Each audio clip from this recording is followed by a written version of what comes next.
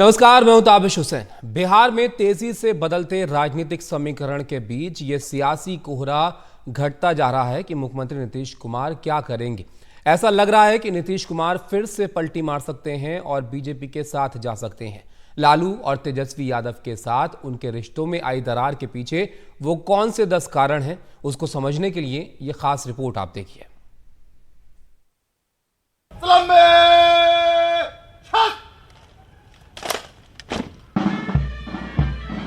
मौका गणतंत्र दिवस समारोह का था।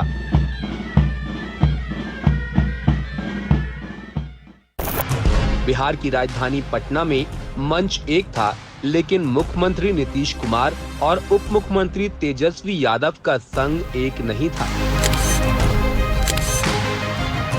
दोनों नेताओं ने पूरे समारोह के दौरान 1.5 घंटे में एक शब्द नहीं बोला, मानो अजनबी हो। बीजेपी इसको भांप चुकी है और उसे लग रहा है कि नीतीश उनके ही दर पर दस्तक दे रहे हैं। राजनीति में हमेशा दरवाजा बंद नहीं रहता जी।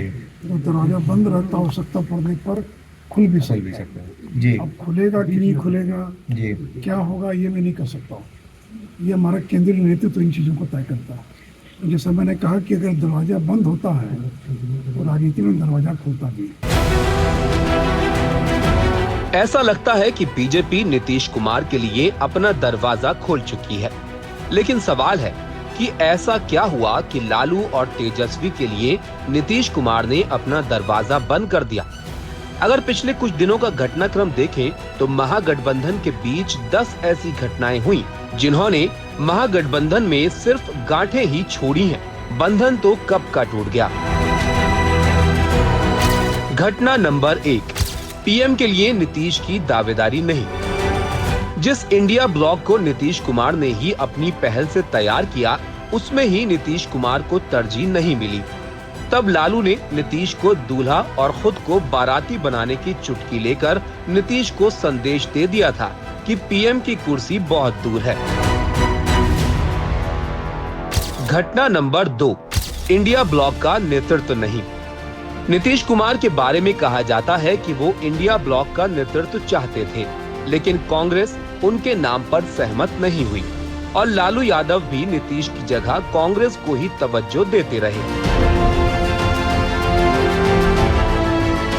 घटना नंबर 3, आरजेडी मंत्रियों का बेकाबू होना। आरजेडी कोटे से शिक्षा मंत्री चंद्रशेखर लगातार राम और रामायण पर आपत्तिजनक टिप्पणी करते रहे, लेकिन नीतीश की नाराजगी के बावजूद लालू तेजस्वी ने उनको रोका नहीं। कहा जाता है कि इससे नीतीश को लगता था कि जानबूझकर उनको परेशान किया जा रहा है। घटना नंबर 4, लालू का कांग्रेस कार्यालय जाना।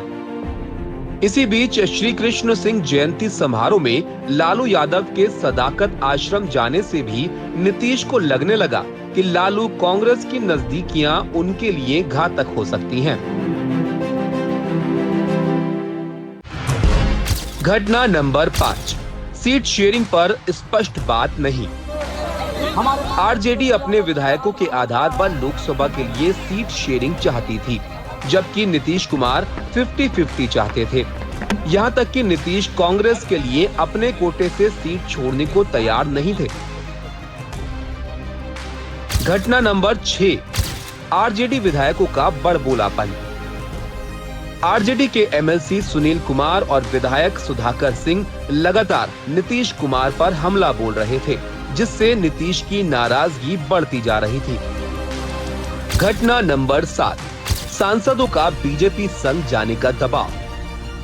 खबर ये भी है कि नीतीश की पार्टी के सांसदों का दबाव था कि नीतीश कुमार बीजेपी के साथ जाएं।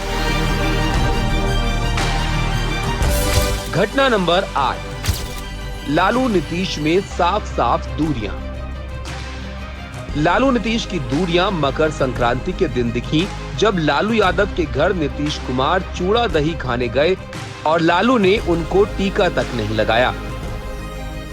घटना नंबर 9, शिक्षक बहाली पर श्रेय की होड़। बिहार में शिक्षक बहाली का श्रेय लेने के लिए आरजेडी की तरफ से लगातार तेजस्वी यादव के बड़े बड़े पोस्टर लगाए जा रहे थे, जो नीतीश कुमार को नागवार गुजरता था। तेजस्वी आज भी ये साबित करना चाहते हैं कि रोजगार तो वही देते हैं। पहले भी कहते थे, अभी भी कहते हैं कि सबसे बड़ा अगर कोई दुश्मन है तो बेरोजगारी की सबसे बड़ा दुश्मन है। और इसके लिए लगातार हमारी सरकार ने ऐतिहासिक कार्य भी किए।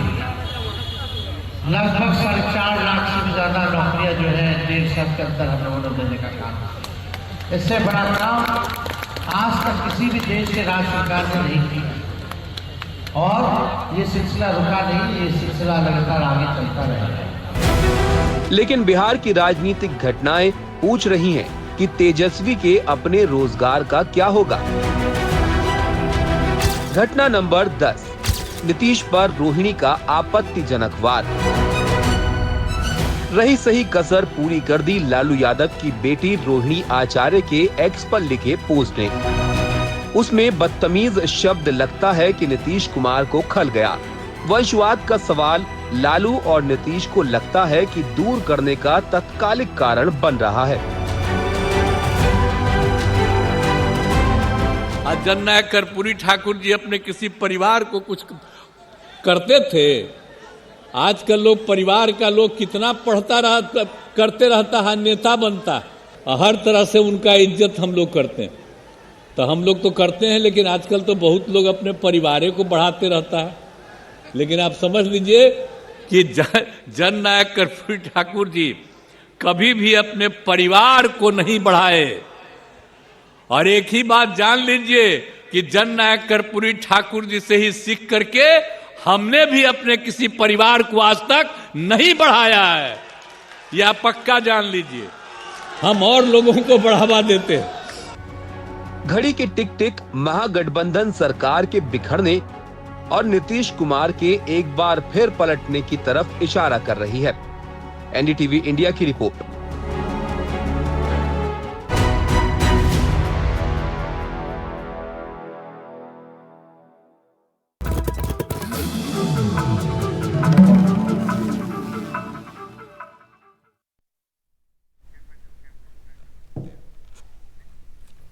गणतंत्र दिवस पर कर्तव्य पथ पर दिखा नारी शक्ति का दम। परेड से लेकर हर जगह महिलाओं का ही बोलबाला रहा।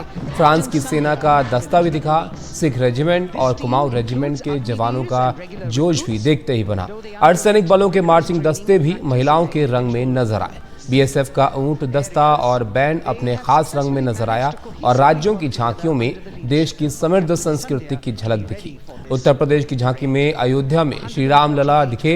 वहीं लद्दाख की झांकी में महिलाएं आइस हॉकी खेलती हुई नजर आईं। परेड की तरह झांकियों में महिलाएं ही फोकस में रहीं।